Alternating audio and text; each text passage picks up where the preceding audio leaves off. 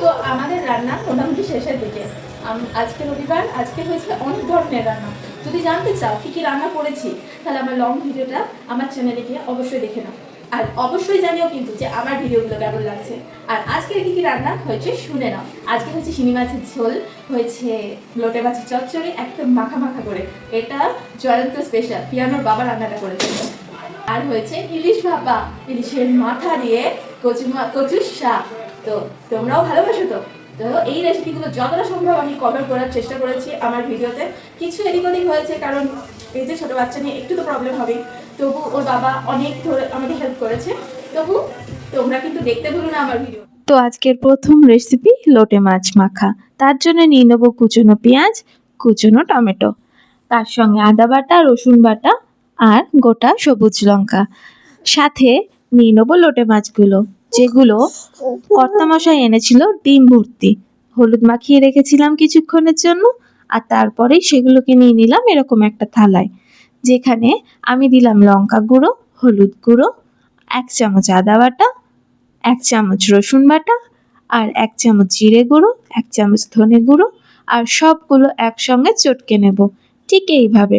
না না, এখনই নুন দেব না, আগে মশলাগুলোর সঙ্গে পেঁয়াজ টমেটোগুলো মাখিয়ে নিয়ে তারপর মাছটা মাখাবো, নাহলে হাতে কাঁটা ফুটে যেতে পারে। এরপর নুন দিয়ে ঢাকা দিয়ে সাইডে রেখে দেব। তারপর গ্যাস জ্বালিয়ে কড়াইয়ের উপর কিছুটা সর্ষের তেল দেব, ঠিক এতটা মতো। এবং তারপরে তেল গরম হয়ে গেলে মশলাগুলো দিয়ে দেবো আগে, এবং তারপরে লোটে মাছটা তার উপর দিয়ে দেব।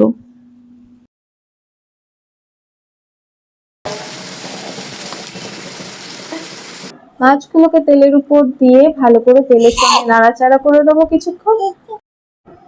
এইভাবে কড়াইয়ে নেড়ে চেড়ে নেওয়ার পর ঢাকা দিয়ে রেখে দেবো কিছুক্ষণের জন্য।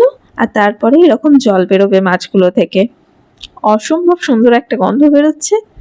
আর এইভাবে মাছগুলোকে ভালো করে নেড়েচেড়ে নিতে থাকবো, ভেঙে গেলে ভয় পেয়ে যাবেন না। কাশ্মীরি লঙ্কা গুঁড়ো দিয়ে ভালো করে নাড়তেই থাকবেন, মাছগুলোকে ভেঙে একদম মিশিয়ে দেবেন। ঠিক 10 মিনিট পর এরকম একটা জায়গায় আসবে, মানে জল পুরো শুকিয়ে যাবে, তখন এমনভাবে নাড়াবেন যেন কাঁটাগুলো ভেঙে চুরমার হয়ে যায়, মুখে যেন একটা কাঁটাও না লাগে। আর জল শুকিয়ে গেলেই এটাই আমার ফাইনাল রেজাল্ট। আর এর পরের রেসিপি হলো ইলিশ ভাপা। আর তার জন্য নেব কিছু ইলিশ মাছ, আর একটা টিফিন বক্সে নিয়ে নিচ্ছি কিছুটা সর্ষে বাটা, 1 চামচ হলুদ, একটুখানি নুন পরিমাণ মতো, যেহেতু মাছে নুন দিয়েছিলাম তাই এখানে শুধু গ্রেভির মতো নুন দিয়েছি। সাথে দিয়েছি কাঁচা লঙ্কা, মাছগুলো দিলাম। আর এবার এটাকে মিশিয়ে নেওয়ার পালা। এভাবে ভালো করে মিশিয়ে নেওয়ার পর সাথে দেবেন একটু তেলও, কাঁচা সর্ষের তেল, যেটা আমি ভুলে গেছিলাম আর পরে অ্যাড করেছিলাম। আমি দিয়ে দিলাম মিক্সি ধোয়া জল। না না, এটা কিন্তু স্পেশাল নয়, আপনি মন হলে দিতেও পারেন, আর না মনে হলে জলটাকে বেসিনে ঢেলে দিতেও পারেন। আমি দিয়ে দিলাম। এই যে তারপরে ইন্ডাকশনের উপর রাখলাম একটা কড়াই, আর তাতে জল দিয়ে তার উপরে টিফিন বক্সটা রেখে ঢাকা দিয়ে দিলাম কিছুক্ষণের জন্য। এই যে এতক্ষণে দিচ্ছি আমি সর্ষের তেলটা, ভুলে গেছিলাম আর কি। আর তারপরে আমি গুছিয়ে নিতে থাকলাম, আর যেগুলো আনা হয়েছিল মাছ সবগুলো, আর সেগুলো ফ্রিজের মধ্যে স্টোর করব এই উইকটার জন্য। তোমরা কি করো জানিও, আমি বাজার খুব একটা বেরোতে পারি না, তাই পিয়ানোর বাবা একদিন বেরিয়ে বেশ কিছু মাছ মাংস বাজার করে এনে দেয়, যেটা আমাদের গোটা সপ্তাহ চলে। একটু স্টাইল করলাম আর কি। এইবার খুলে নিলাম ঢাকনাটা প্রায় 15 মিনিট পর, আর এই যে রেডি আমাদের ইলিশ ভাপা। খুব সুন্দর গন্ধ আসছিল। এবার দেখাবো ইলিশের মাথা দিয়ে কচুর শাক। তার জন্য এরকম আধখানা করে মাথাগুলো তেলের মধ্যে ভেজে নেব। আর মশলার মধ্যে কিছু দিইনি, ফোড়নের মধ্যে দিয়েছিলাম গোটা মুগ ডাল, আর দিয়েছিলাম আদা, হলুদ, হালকা জিরে গুঁড়ো, আর তারপরে দিয়ে দিলাম এই কচুর শাক সেদ্ধ করা, যেটা বেছে এনেছিল জয়ন্ত বাজার থেকে। আমি জাস্ট হলুদ দিয়ে কচুর শাকগুলোকে নুন দিয়ে প্রেসার কুকারে সিটি মেরে ভালো করে জল ঝরিয়ে রেখেছিলাম। এবার ওটা নাড়াচাড়া হয়ে যাওয়ার পর দিয়ে দেবো মাছের মাথাগুলো। কচুর শাকের থেকে মাথা বেশিই হয়ে গেছে, তবুও তোমরা একটু কম দিতে পারো। 5 মিনিট পর এটা একদম রেডি। আর এই যে পিয়ানো উঠে পড়েছে, ওকে নিয়ে একটুখানি খেলা করলাম। এবার তৈরি করব শিঙি মাছের পাতলা ঝোল, যেটা পিয়ানোকেও দেবো। তাই প্রথমে নুন ছাড়া করব আর তারপরে শেষে নুন দেব। কড়াইয়ের মধ্যে তেল দিয়ে আলুগুলো প্রথমে ভেজে নেব।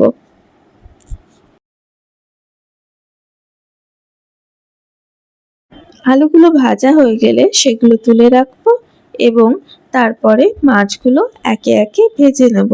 এ দেখো, মাছগুলো একদম ডিম ভর্তি ছিল। বর্ষাকালের এই এক মাছ মজা, সব মাছেই প্রায় ডিম পাবে আর খুব ভালো লাগে ডিম ভর্তি মাছ খেতে।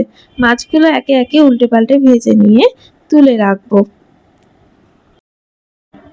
আবার কড়াইয়ের মধ্যে অল্প একটুখানি তেল দিয়ে কাঁচকলাগুলো ভেজে নেব।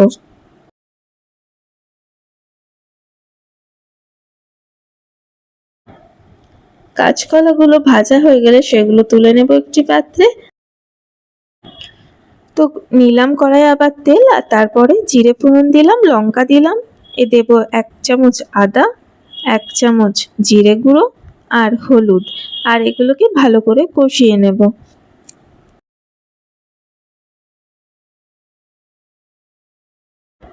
টমেটোটা একটু আগেই দিতে হতো, যাই হোক আমার দিতে একটু দেরি হয়েছে। টমেটোগুলো দিয়ে জল দিয়ে আরেকবার কষাতে দেবো যাতে মশলার গন্ধ পুরোপুরি মরে যায়। আর সাথে অ্যাড করেছিলাম 2টো লবঙ্গ, 1টা এলাচ। আর তারপরে মশলা কষানো হয়ে গেলে আগে থেকে ভেজে রাখা আলু, কলা আর মাছ একসঙ্গেই দিয়ে দেবো, কারণ এখানে আমি দেখছিলাম আলুটা খুবই তাড়াতাড়ি সেদ্ধ হয়ে যাচ্ছিল আর কাঁচকলাটাও মোটামুটি ভাজার সময় সেদ্ধ হয়ে গেছিলো। তো এর সব কিছু শেষে আমি একটু শসা কাটলাম, আর সাথে কি কাটলাম জানো? ভাতের সঙ্গে যেটা গরমকালে সব থেকে বেশি খেতে ভালো লাগে সেটা হলো পাকা আম।